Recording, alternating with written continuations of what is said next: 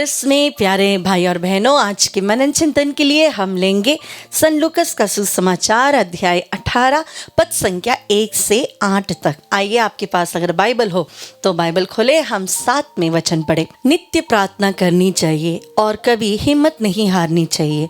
यह समझाने के लिए ईसा ने उन्हें एक दृष्टांत सुनाया। किसी नगर में एक न्यायकर्ता था जो ना तो ईश्वर से डरता और ना किसी की परवाह करता था। उसी नगर में एक विधवा थी। वह उसके पास आकर कहा करती थी, मेरे मुद्दे के विरुद्ध मुझे न्याय दिलाइए। बहुत समय तक वह अस्वीकार करता रहा। बाद में उसने मन ही मन कहा, मैं ना तो ईश्वर से डरता और ना किसी की परवाह करता हूँ, किंतु यह विधवा मुझे तंग करती है, इसीलिए मैं उसके लिए न्याय की व्यवस्था करूँगा, जिससे वह बार बार आकर मेरी नाक में दम न करती रहे। प्रभु ने कहा, सुनते हो कि वह अधर्मी न्यायकर्ता क्या कहता है? क्या ईश्वर अपने चुने हुए लोगों के लिए न्याय की व्यवस्था नहीं करेगा, जो दिन रात उसकी दुहाई देते रहते हैं? क्या वह उनके विषय में देर करेगा? मैं तुमसे कहता हूँ, वह शीघ्र ही उनके लिए न्याय करेगा। परंतु जब मानव पुत्र आएगा तो क्या यह पृथ्वी पर विश्वास बचा हुआ पाएगा? प्यारे भाई और बहनों, जब प्रभु यह दृष्टांत सुना रहे थे तो पहले ही वाक्य में इस दृष्टांत का जो उद्देश्य है, प्रभु हमसे कहते हैं नित्य प्रार्थना और कभी हिम्मत नहीं हारनी चाहिए। परसिस्टेंस, नित्य कोशिश, हमेशा कोशिश करते रहना चाहिए। कई बार हमने देखा है कि हमारे जीवन में एक बार किया ट्राई, 2 बार ट्राई किया, 3 बार ट्राई किया, बहुत बार ट्राई किया, फिर हम छोड़ देते हैं। हम इतना ट्राई नहीं करते कि जब तक हमें वो चीज़ ना मिले तो तब तक हम कोशिश करते रहे। प्यारे भाइयों बहनों, परसिवरेंस बहुत बड़ी एक रहस्य है जीवन में सफलता पाने के लिए। आपको परसिवियर रहना है। एक बार फेल हुए, दूसरा दिन फेल हुए, तीसरा दिन फेल हुए, अटेम्प्ट करते करते करते आप एक्सपर्ट हो जाएंगे। हमारे जीवन में सक्सेस हमें ज़रूर मिलेगा।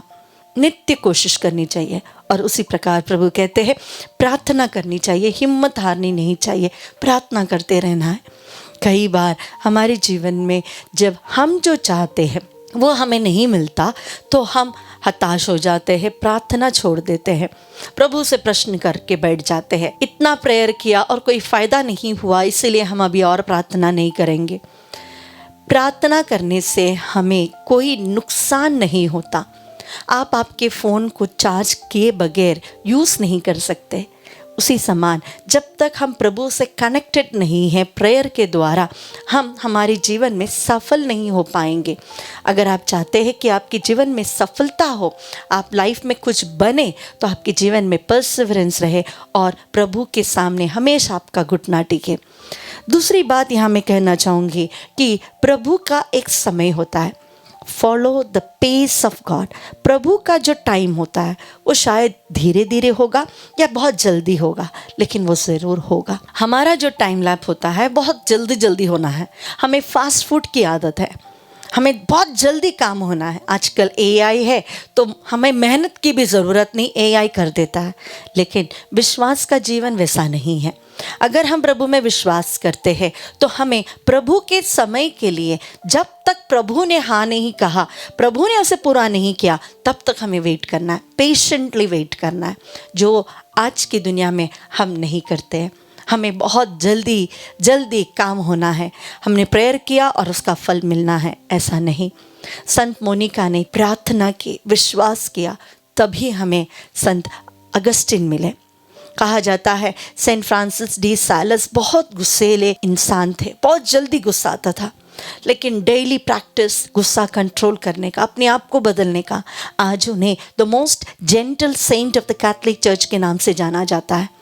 तो हमारे जीवन में अगर हमें कुछ अचीव करना है तो हमें वेट करना है और हमें रोज प्रैक्टिस करना है। प्रभु पर हमारा विश्वास अटल रहना है। एक इंसान के पास हम पुनः 1 बार नहीं, 2 बार नहीं, 3 बार हम जाने के लिए तैयार है। तो हमारे प्रेमी ईश्वर जो अपनी इच्छा के अनुसार, जिन्होंने कहा है कि मेरी योजना तुम्हारी योजना से बहुत अच्छी है, तुम्हारे कल्याण के लिए योजना है, तुम्हारे हित के लिए ये योजना है, तो क्या हम उसके पास कंटिन्यूसली नहीं जा सकते? क्यों हम हमारी प्रार्थना को छोड़ देते हैं? क्यों हम कलीसिया जाना बंद कर देते हैं? जस्ट बिकॉज हम जब चाहते हैं हमारा प्रेयर का जवाब नहीं मिलता, बस इसीलिए।